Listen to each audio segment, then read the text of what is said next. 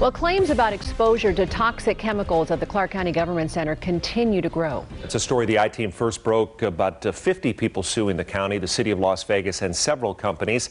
The I-Team's Vanessa Murphy live more on this exclusive interview she did. Vanessa? Brian and Denise, since our story first aired a few weeks ago, the number of plaintiffs went from 50 to 100. Now it's expected to go even higher. These are people who have worked inside the Clark County Government Center here and said it's made them sick. Some of the plaintiffs are loved ones of people who have died.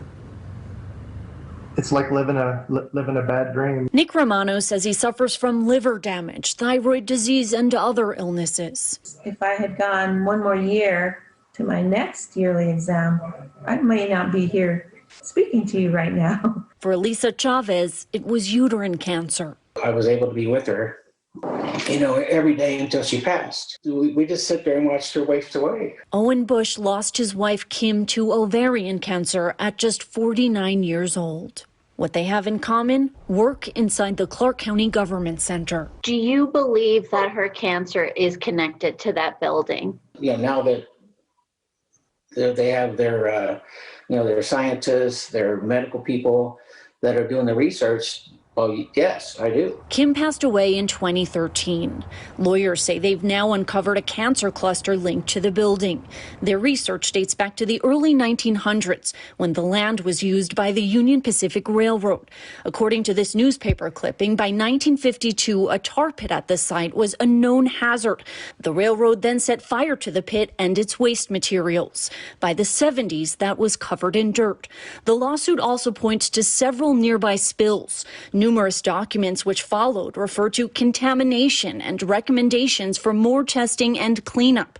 Records reveal the city of Las Vegas sold the land to Clark County, and in the 90s, the government center was built. Chavez says she began having flu-like symptoms when she first started working there in 2001. I knew that I felt better when I left work. Romano points to a black substance from a vent, which he says he collected and later turned over to lawyers for testing. That's one reason they say they've confirmed that employees are exposed to toxins. In January, they filed a lawsuit against Clark County, the city of Las Vegas, and several companies like Monsanto. Their goal, compensation for alleged victims and to get the building shut down. As of February 3rd, there are 115 plaintiffs. According to the legal team, half of them had cancer. Some of them had multiple cancers. Illnesses in the other half include kidney disease, Parkinson's, and more. 11 are dead. Romano says he medically retired in 2019. Chavez says she still works there because she's just a couple of years from retirement. Do you have any fear about speaking since you are still an employee? Yes, I did. I almost backed out today. I feel like, God saved me for a reason or a purpose, and if I can help others, then I want to do that. So I was glad to be able to tell my story. Of course, she's already gone, but if they can stop other things from happening.